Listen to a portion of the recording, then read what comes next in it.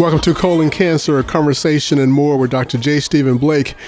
We'll be with you until 5 this afternoon, and we'll be having conversation as usual. Today is January the 11th, 2015, and I'm happy to say that I'm happy to be back live at WURD for my show. I feel that I was so in need of a respite, and so I took a few weeks off to end the year and to start the year.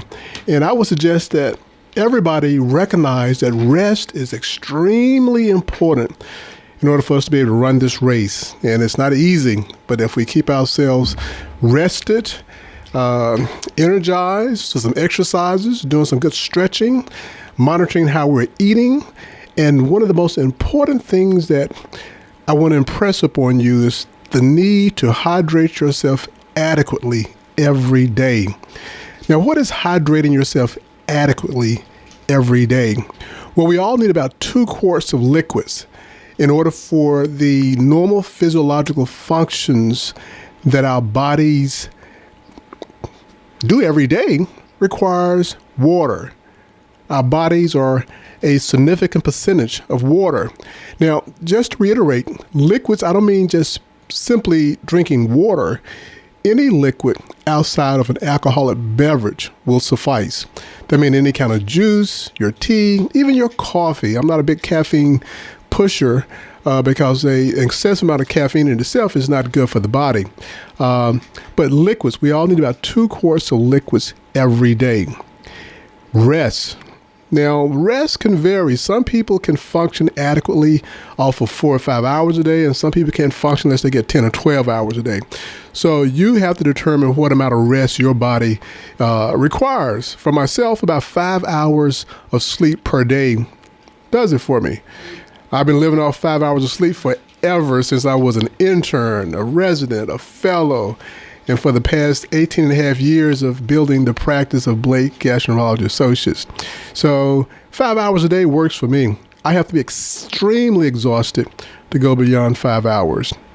The third thing I want to impress upon you is, as far as health is concerned, innately, we are endowed with pretty much all that we need to protect ourselves from a variety of diseases and even infections, and including viral infections.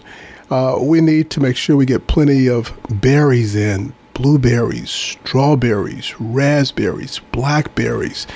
They are filled with all type of nutrients that the body's immune system needs to maintain adequate protective mechanism. Green leafy vegetables, kale, collards, spinach, what have you. All those things are important.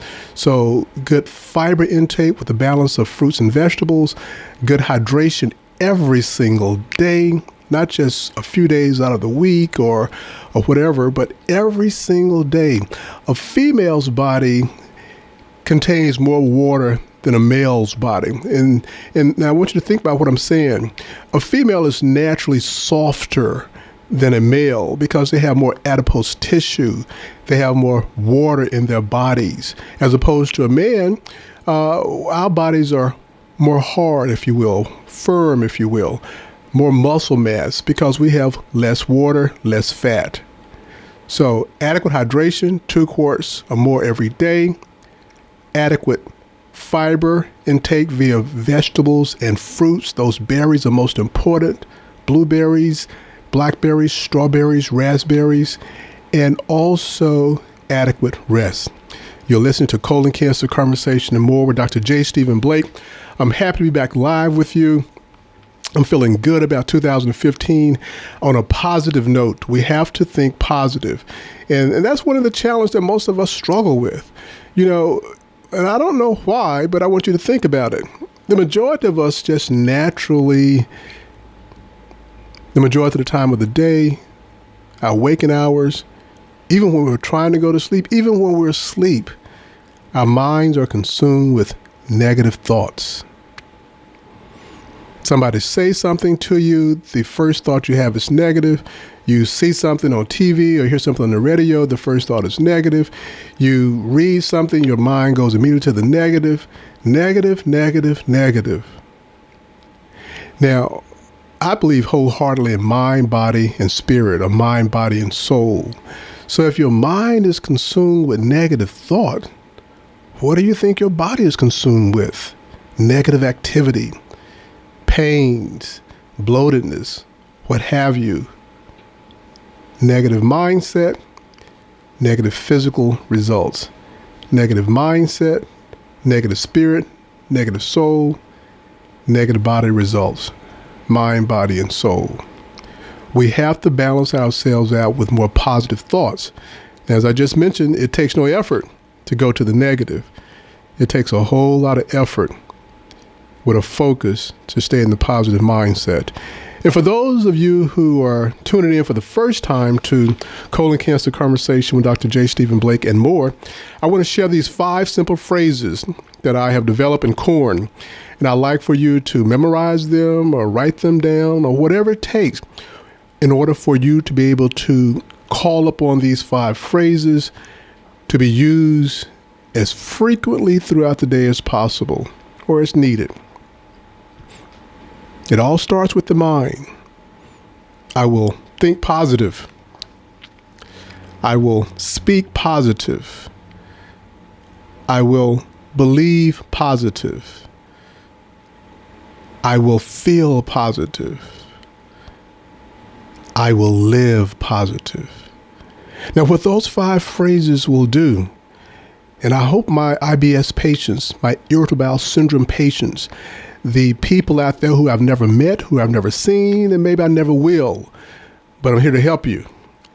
If you have been diagnosed with irritable bowel syndrome, and even if you have not been diagnosed with irritable bowel syndrome, and you are an individual that most of the day is consumed with negative thoughts, you need to use these 5 phrases, because some of those symptoms that come on as a result of our IBS, and I did say our because every single person on this earth is capable of having symptoms of irritable bowel syndrome. And the reason for that is because all of our brains are connected via our neurological systems to the entire body. But our brains are most intimately connected to our gastrointestinal system, more so than any other parts of the body. I like to use the phrase to help people understand this connection, this powerful connection. I was so anxious until I felt like I had butterflies in my stomach. Now, we know there's no butterflies there, but being anxious is a negative mindset, a negative thought. And when a person becomes anxious, it doesn't take 2 or 3 hours or 2 or 3 days before that signal from the brain is sent to the GI tract. It occurs instantaneously. Now, that is to help you understand that strong connection between your brain, your mind, your body, but more specifically your GI tract, that leads to bloatedness, leads to cramps, leads to feeling like you need to go move your bowels, sometimes having sharp pains, dull pain, pressure pains, burning pain, a knot sensation that's been in a certain part of your abdomen for weeks and just will not leave, making you feel like you need to go move your bowels, have a bowel movement, and get there and nothing comes out, or you go and just a little something comes out and you get up and you feel compelled to go right back to attempt more evacuation. Those are some of the classic symptoms of irritable bowel syndrome. When they come on, I'm impressing upon you to use those 5 simple phrases that I have coined. I will think positive. I will speak positive. I will believe positive. I will feel positive. And I'm going to live positive. Now, when you recite those 5 phrases, what occurs is the negative thoughts that occur to bring on all that symptomatology, those negative thoughts are immediately eliminated. The discomforts that you are feeling, the bloatedness, the crampiness, the pain that have you bent over, down on your knees, or whatever you attempt to do to bring about resolution, when you repeat those 5 phrases, your mind goes into a positive mindset, because there's no way in the world that you can speak the word positive without it having first been formulated in your mind. You'll listen to Colon Cancer and More with Dr. J. Stephen Blake. It's January 11th, 2015, and I'm happy to be back. We're going to take a short break. Welcome back to Colon Cancer Conversation and More with Dr. J. Stephen Blake. You'll listen to 900 AM WRD. We're going to be with you until 5 this afternoon. If you have a desire to give me a call, do so at 215-634-8065 or toll free at 1-866-361-0900. We're always streaming live WRD at www.900amwrd.com. That was one of my favorites by Tamala Mann. Take Me to the King. You know, she's a really, really nice person. A few months ago, I was traveling down south to the town in Mississippi that I grew up in, not where I was born, but Clarksdale, which is in the northwest corner of the state on the Mississippi River. And so I normally fly into Memphis, Tennessee. And on that particular day when I got there was Tamala Mann and Mr. Brown with their children. And just really, really quality people. She even graced me with an opportunity to have a photo taken with her. We're going to be with you. We're going to be talking about colon cancer, among other things. But let me just share something with you. From one of my many journals that I receive on a regular basis, one is Gastroenterology and Endoscopy News. And on the front page, in the December issue, there was a headline that reads, "Alarming Trend, Colorectal Cancer Surging in Younger Patients." The incidence of early onset colorectal cancer among patients younger than age 50 has been rising at an annual rate of 1.5% per year, compared with an annual decrease of 3.1% among older individuals over the past decade, according to a recent study. It goes on to say that the New York researchers also found that younger colorectal patients were more likely to be male and Black or Hispanic rather than white. Blacks had a 1.6-fold higher risk, almost 2 times that of the average white, and Hispanics had a 2.1-fold higher risk than whites. So the message is both Latinos and African Americans, for whatever reason, we are developing colorectal cancer at an earlier age compared to our non-minority counterparts. Now, I've been sharing for the past 5 years that the American College of Gastroenterology has stated that African Americans, we should start having our colons evaluated starting at the age of 45. Now, there was debate to try to get that age lowered to 40, but the powers to be, as far as economics are concerned, insurances and the coverage for such activities for such a prolonged period of time for African Americans, starting 10 years prior to the recommended age for non-African Americans, which is 50, they compromised at 45. Articles are continuously being put out to reiterate the need and to recognize that colon cancer is developing in younger people, specifically African Americans. There was another recent article that I just read. I don't have it in front of me right now, but it stated that the fastest growing age population for developing colorectal cancer is not the age between 40 and 50. It's not the age between 30 and 40. It's the age between 24 and 34. Yes, I said it.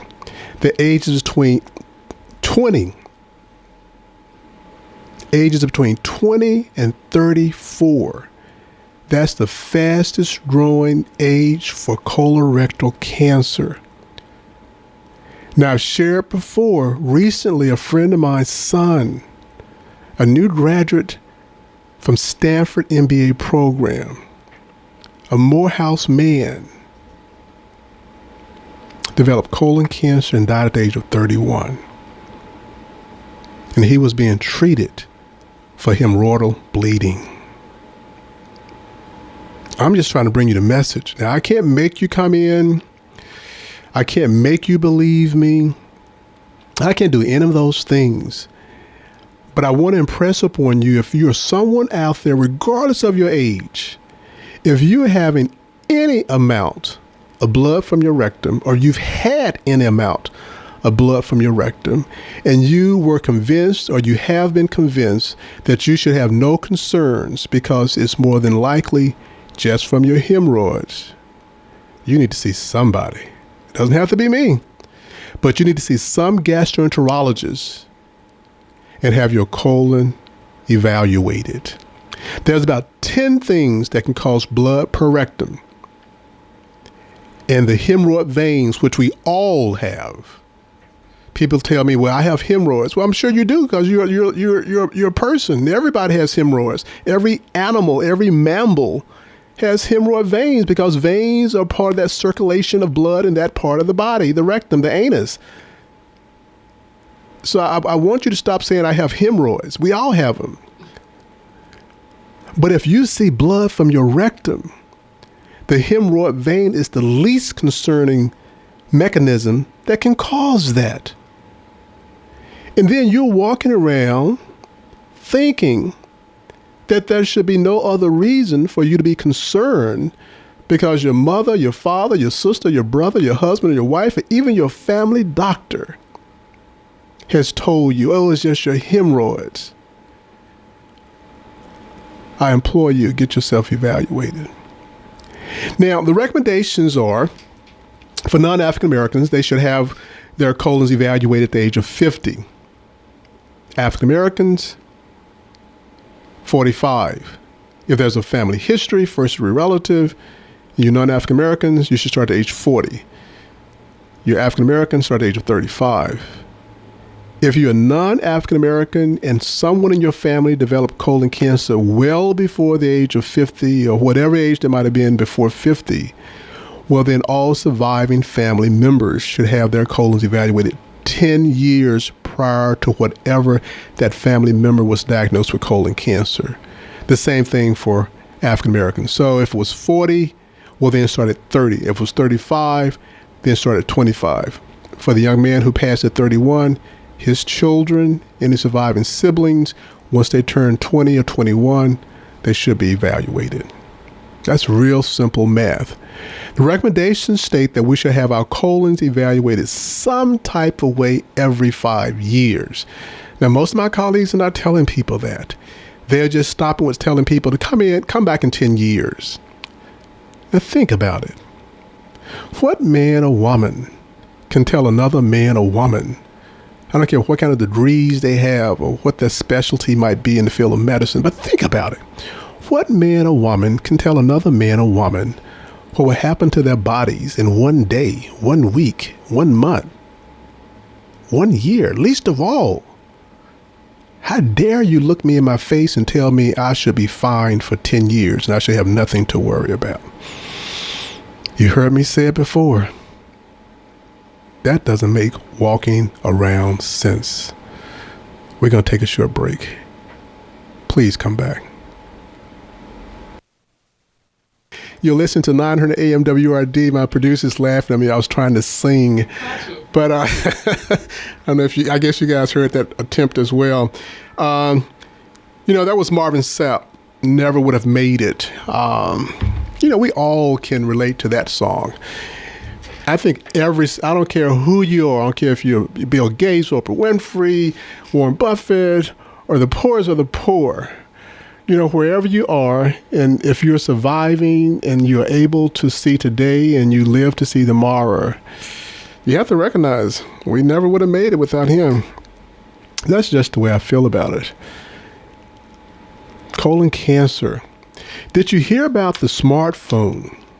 What's happening now with the smartphone? I'm going to read you a brief little clip here from the Wall Street Journal from yesterday. It states that the title of the article is "Your Smartphone Will See You Now." It's about healthcare. Your smartphone, not your doctor. Your smartphone will see you now. They said with the innovative digital technologies, cloud computing, and machine learning, the medicalized smartphone is going to upend every aspect of healthcare. And the end result will be that you, the patient, are about to take center stage for the first time. With the smartphone revolution, an increasingly powerful new set of tools, from attachments that can diagnose an ear infection or track heart rhythms to an app that can monitor mental health, can reduce our use of doctors, cut costs, speed up the pace of care, and give more power to patients. Digital avatars won't replace physicians. You will still be seeing doctors, but the relationship will ultimately be radically altered. All of this raises serious issues about hacking and personal privacy that haven't yet been addressed, and the accuracy of all these tools need to be tested. People are also right to worry that the patient-doctor relationship could be eroded, diminishing the human touch in medicine. But this transformation is already underway. Let's say you have a rash that you need examined. Today, you can snap a picture of it with your smartphone and download an app to process the image. And within minutes, a dedicated computer algorithm can text you your diagnosis. And that's mind-boggling and to me a little concerning. That measure could include next steps, such as recommending a topical ointment, something that maybe a doctor would have done, or it could recommend a visit to a dermatologist for further assessment. But the bottom line, an application on a smartphone is managing your health care. Smartphones already can be used to take blood pressure readings or even do a EKG, an electrocardiogram. EKG apps have been approved by the U.S. Food and Drug Administration for consumers and validated in many clinical studies. I'm just letting you know what's coming down the pike. Now, the bigger picture of this is who you're going to sue. You're going to sue your smartphone? You're going to sue the makers of the apps?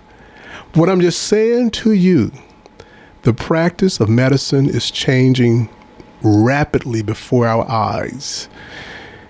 Then you say, well, what about gastroenterologists? Well, I don't know if they're going to, there's any time in the very near future where you're going in and have a robot to do a colonoscopy on you.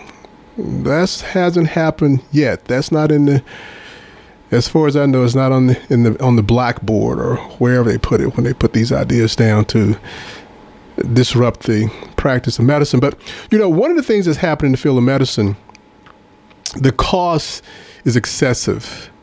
There's a number of reasons. The technology itself is expensive. To become a physician, the cost for education is mind-boggling. It is gotten to the point where, we saw a surge and increase in the number of African Americans and minorities becoming physicians, but it looks like we're going to be going backwards because we just can't afford it. We can't afford it. With the ACA, the Obama Healthcare Plan, one of the things that was instituted to increase the percentage of people less fortunate, the have-nots, the uninsured, to now have insurance and to be seen. And because the majority, about 50% of the new people with insurance are on in a Medicaid category. So to create an incentive for more family physicians to see Medicaid patients, the new healthcare law gave them a slight increase in payment. Well, guess what has happened with the Republican? I'm not political. I'm not political. I encourage everybody to vote. Every election, whether it's the election during the presidency or it's an off election, we should all vote every single time there is an election, because those elections put people in state houses and on the federal level to make decisions about us. And if you stay at home as a result of apathy, with the belief that your vote makes no difference, well, we are faced with what just happened. That incentive for those family doctors have just been completely wiped out as of January 1. Now, we got all these newly insured Medicaid patients with nowhere to go, because those doctors who had signed on and agreed, and there's not many of us still in private practice now. And what I mean by that, because most private practice physicians have been squeezed to death and they've been bought up by hospitals. And the reason for that is because the hospitals would like to be able to control who is getting paid by the insurance companies in Medicare and Medicaid. By law, commercial insurances and Medicare and Medicaid are required to pay hospital-owned systems. Like my surgery center, if that was owned by a hospital, well, then insurance companies by law would have to pay more for a person to be seen and taken care of in that surgery center because it's owned by a hospital as opposed to being owned by a private physician such as myself. That's one of the reasons why I work so hard to let people know I exist, because years ago, a specialist such as myself was dependent upon family doctors to send us patients. Well, once all the family doctors have been bought up by hospitals, now they were told to send all those patients to the gastroenterologists that work for the hospital. Now, it's your insurance, whether you have Medicaid, Medicare, or IBC, Blue Cross Blue Shield, Highmark, whatever, that's your insurance. But the hospitals want you to believe that if you're being seen by a physician that works for their system, that you can only be seen by specialists that works for their system. You listen to Colon Cancer Conversation and More with Dr. J. Stephen Blake. I'm sharing things with you. This is more. I'm sharing things with you because, as this article states that I just read, the patient is in the center of it all. Now, the hospitals know that. That's why they bought up all the physicians they possibly can, because they feel that if they own the family doctor, then the family doctor can be able to persuade the patients that's part of their practice to do whatever they want them to do, which is now to be strictly associated with the hospital. I'm a dying breed. But as the song stated by Marvin Sapp, I never would have made it without him. And I still believe that I'm going to make it because of him. We're going to take a short break. Don't go anywhere. To 900 AM WRD, you're listening to Colon Cancer Conversation and More with Dr. J. Stephen Blake. We're with you until 5 this afternoon, and that was my lady, Tamala Mann. I can only imagine. You know, we're all mourning the death of Andre Crouch. He was a genius, to say the least. I can't even count the number of songs and the impact that he's had on the music industry, not just, Christian music, but secular music as well. He was only 72. By standards, still a very young man. Just a moment of silence.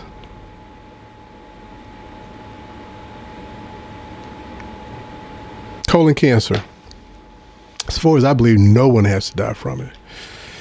I was having some conversation during the break with my producer, Alicia, and we were talking about, the lack of people recognizing the power, not only of the vote in itself, which is quite significant because that vote determines who speaks for you. And when you sit at home and don't go out, well, you decided it's okay for other people to speak for me without having any kind of impact on who those individuals will be that speak for me. But also, we don't want to read. We just absolutely don't want to read. And with me saying we, I'm not talking about any specific race or a gender or what have you, but people in general just don't want to read. But, we can definitely make a case about, minorities, African Americans, we have a lot of room as far as nurturing our children and recognizing the power of being able to read, not just call words, but to read with comprehension. That's a big difference. And the sooner we start teaching our children how to read, and who's to say how early teaching should be? That's why you start reading bedtime stories to your children so they can see you with a book, maybe even a tablet these days, but see you with some type of device or material that is being read to them from, to teach them that's what is supposed to be done. The power of reading, the power of knowledge. That's what it's all about. There's a movie that just came out, Selma. There are so many young people, millenniums, if you will, and younger, who have no clue about the history of America as far as race relationships are concerned. The history books don't tell the whole story. I'm talking about the history books that are used to teach us American history, various state histories and what have you. So it's really encouraging that Hollywood is utilizing the power of movies to educate a whole nother generation about what the past was like in this country in order for the young millenniums today to be able to live the lives that they're living. The realities of the struggle. I suggest you see Selma. Take your children. Let them get a history lesson straight from the big screen. They need to know what our great-grandparents, our grandparents, and so forth and so on had to go through and had to endure in order to get an opportunity to vote. They take for granted now that, hey, why am I going to go out and vote? Because for years, a black person could not have voted even if they were the most intelligent person around, that reads beyond belief. They would not have been able to vote. It makes a difference. Please educate yourself. Allow yourself to be educated. Educate your children, your grandchildren, your nieces, your nephews, kids in the neighborhood. Educate everybody to get out to vote every single time that there is an election. It makes a difference. You're listening to Colon Cancer Conversation and More with Dr. J. Stephen Blake. We're here until 5, and I tell you, I get so caught up sometime in some of the dramas that we have to endure, the realities of the struggle. People look at me and think that I don't have a concern or a care in the world. I have 21 full-time employees, 3 part-times that are in my building every single day. That's called economic power, creating jobs. And it's a struggle. The money does not fall from the sky. All of the equipment, the building, the setup, none of that is free. It doesn't come from the air, and we all know that water is not free. Economic power. Now we have strong consumer power, but we don't have I'm not sure how to put it as far as economic power. There's a few people scattered throughout this country that of a minority race compared to the powers to be that are contributing to economic power. Now we have plenty of consumer power, but that consumer power is not coming from minorities who are paying us. It's coming from non-minorities who are paying us. There's no reason that minorities can't be contributing to economic power as well. But one of the challenges for being an economic power contributor is recognizing that unbelievable sacrifices have to be made. Long days, long weeks, long years. valleys and peaks. But we have the intellectual ability. We have the creativity. We just have to be willing to make the unbelievable sacrifices to be a major contributor as far as economic power is concerned. We have a caller, actually, McKenya from Cherry Hill. Good afternoon. Hello, Dr. Blake. How you doing? I am good. How about yourself? You might don't remember me. Help me. Are you a patient of mine? Yeah, Joyce. Okay. No. Oh, yes. Oh, yes. Yes. Happy New Year. Of course, I remember you. Same to you, Doctor. Yeah. I just want you to know I'm out here in radio land listening to you, brother. You're making the house call. Well, I appreciate you sharing that. Yes, how's the missus? She coming along pretty good. She doing better, Doc. Wonderful. Yeah. Wonderful. It's all about balancing that positive thought with negative thought. That's what we all have to do every day. Well, you know what? I got it down pat. Fab. Think positive. Speak positive. Believe positive. Feel positive. And live positive. You got it, brother. I'm on it. Pass it on. All right. I'm cornering you now. I got it. All right. God bless you. Okay. All right. Thank you for reaching out, brother. You know I'm going to do that. Okay, then. Bye. Bye-bye. You're listening to Colon Cancer Conversation More with Dr. J. Stephen Blake. This is 900 AM WRD. We're with you until 5 this afternoon. We're going to play something from Andre Crouch. That was one of the most powerful, most recent songs that Andre Crouch wrote. And it's a powerful song. It's just emotionally moving, to say the least. Emotionally moving. You know, it's 2015. Who would have thunk it? It feels like it was just 1999. And here we are 15 years into the 21st century. There's still a lot of drama in the world. There will always be drama. Always has been drama.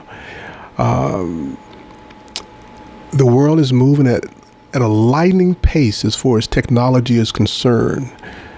And none of us have a clue how far the advancements will take us. But everything from the smartphone to various types of computers, we just talked about healthcare, cars. You know, I'm sure you've been following what's happening with the oil. Is down to less than $50 a barrel. The last thing I saw, I think American crude was like $45. Brent crude, which is the benchmark standards for the world, was less than 50. So cars, as we know it, being used by gasoline, will become obsolete, just like the horse and buggy was. Get ready for it now. Electrical cars, halogen-powered cars, solar-powered cars. It's coming. Technology is coming. Medical technology is coming. We can't stop what's coming, but we need to do what we can do to contribute to these changes. Get out and vote and read like there's no tomorrow. I want people to have more balance with their mindsets too. Negative thoughts bring about negative activity for the bodies, increase your potential for disease, infections, cancers, and what have you. 5 phrases. You just heard my buddy McKenna from Cherry Hill. I'm going to think. I'm going to speak. I'm going to believe. I'm going to feel. I'm going to live positive. It's a blessing to be back. I've missed being here. I needed the rest. And I will continue to take rest periodically throughout whatever amount of time I have left on this radio station, not to say what my future involves as far as things beyond this radio station. But I want you to understand rest is important. We all need it. Hydrate yourselves daily, every day. Fiber, vegetables and fruits, specifically the berries. Wow, it's time to go. Look, I'm happy to be back. Happy New Year to everybody within the sound of my voice. Thank you all for tuning in and being religious and tuning in every week for some of those out there. It makes me feel real good. It makes me feel real good to know that I'm being used by God to help you. God bless. We're going to see you the same time on this station next week. Colon Cancer Conversation and more with Dr. J. Stephen Blake. Have a great week. God bless.